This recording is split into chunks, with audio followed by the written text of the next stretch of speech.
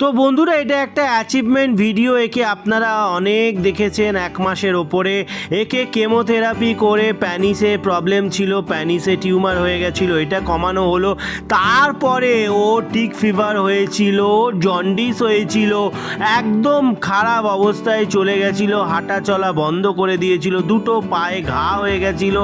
আর দেখতে পাচ্ছেন এখনও যে ওর যে হাত পাগুলো আছে ওখানে লোমও ওঠেনি, কেননা আমি ব্লাডই পাচ্ছিলাম না ওকে স্যালাইন করার জন্য। অনেক কষ্ট করেছে, তারপরে কিন্তু এখন ও অনেকটা ভালো আছে। দেখুন, এই যে ফার্স্ট ভিডিওটা দেখে নেবেন, কি খারাপ কন্ডিশনে ছিল, জন্ডিস হয়ে গেছিলো। এত খারাপ অবস্থা থেকে ও কিন্তু রিকভার করে এসছে। আমারও ভালো লাগছে দেখে। বন্ধুরা, ভিডিওটা শেয়ার করবেন অবশ্যই, কারণ কেন এরকম ভিডিও কিন্তু রেগুলার হয় না, আর এরকম খারাপ অবস্থা থেকেও কিন্তু সবাই ফিরে আসে না। বন্ধুরা, ধন্যবাদ, সবাই ভালো থাকবেন।